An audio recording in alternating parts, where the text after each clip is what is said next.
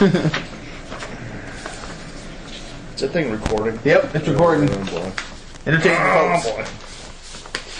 Boy. Are we on camera? Did you look? Yeah, we're Okay. I did good. Pulled it back so we didn't have to be quite so close to each other, so that's good. You lost your teams, didn't you? They're over there. Oh, God, where I couldn't find them. I'm like, I lost them already. Oh, yeah. You moved closer. I did move closer. Because I'm looking at that. It doesn't look like it. I don't know. I think we're centered now. Okay. I'll take your word for it. We picked our teams. We picked our teams. All area teams. We sat and we hashed it out, and we disagreed, then we agreed, and then we disagreed, and we agreed. We fought. A little fighting. Some punches. He punched me so hard my goatee fell off. Yes, yeah. Well, we are back. This will be our last basketball-themed show of the year. So and we're going to pick our all-area team. boys and girls basketball teams for 2010-11. Yeah, and as we've been doing, did we just start doing all the teams this year? Is that what Yeah. We're it's Nishnabotna and Sydney and Essex and Shenandoah and Corinda Academy and South Page. Yep, all those teams are eligible to put members on the teams. And we're considered. This year, we picked a first and a second team. Yep. With 6 players on each team. We put 2 guards, 2 forwards, a center, and then a utility player on first and second teams for both boys and girls. Yep, that's what we did. That was our thing. That's how we decided to do it. We always picked it as if we were trying to put together a team. Right. And we were going to take our best players and try to face somebody else. We take into consideration things coaches have said about players. We take into consideration their stats. We take into consideration their team success. What we've seen firsthand observations, and we put all that together and we come up with our teams. So what do you want to start, boys? You want to start on the boys' side?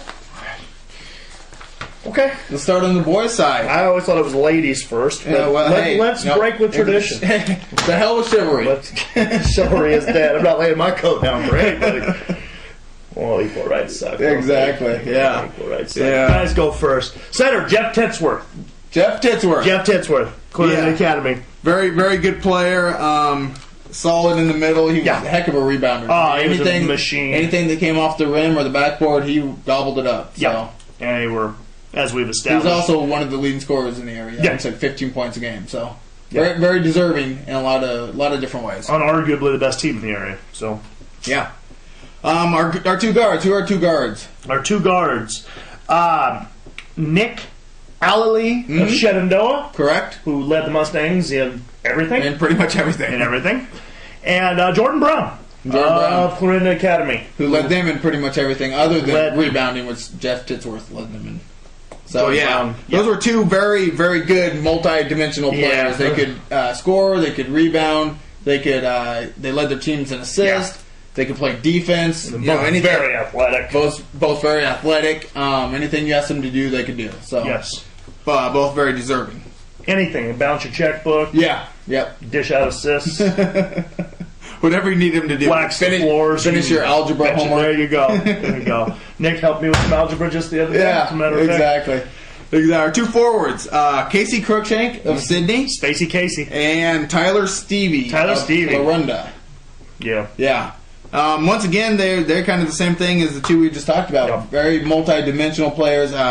Workhorses. They're both workhorses. Yeah. I think they were both second on their teams in scoring. Stevie led the team in rebounding. Crookshank was up there in rebounding, and they did the dirty work. Yeah, they did. The dirty work. They both could defend.